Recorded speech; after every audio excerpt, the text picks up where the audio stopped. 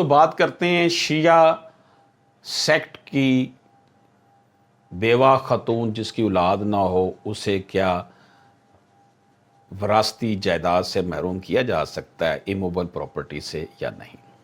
اس حوالے سے P L D 2016 page 865 justice عباد الرحمان لودھی صاحب کی ججمنٹ کی بات کرتے ہیں جس میں وہ لکھتے ہیں the Quranic command is reflected here in ابو in verse 12 of Surah Nisa has completely been ignored in the case in hand.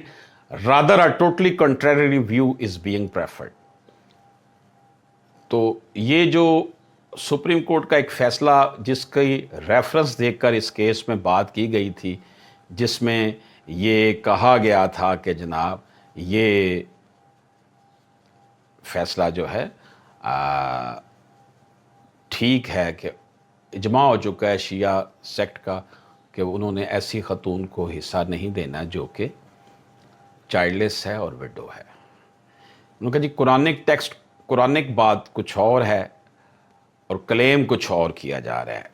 یہ بات انہوں نے اس میں پھر کہی. Keeping in view the importance of the question emerged in this petition and fact that a particular class is being deprived from right of inheritance.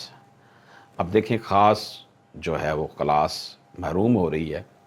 The main source of Shariat are Holy Quran, Sunnah, Ijma and Qiyas and the Honorable Federal Shariat Court in case titled Muhammad Nasrullah Khan versus the Federation of Pakistan and another Shariat petition number 6/1 of 2013 has held that if something in any book is proved to be different from Quran and Sunnah, that would be invalid.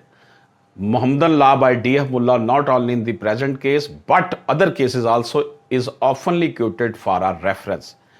تو جناب یہاں پر عباد الرحمان لودھی صاحب نے reference دیا ہے شریعت court کی ایک پٹیشن کا جس میں قرار دیا گیا ہے کہ ڈی ایف ملا کی کتاب صرف ایک ریفرنس بک ہے، وہ کوئی کمپلیٹ جو ہے وہ شریعہ لا نہیں ہے. اجازت دیجیے، اللہ حافظ.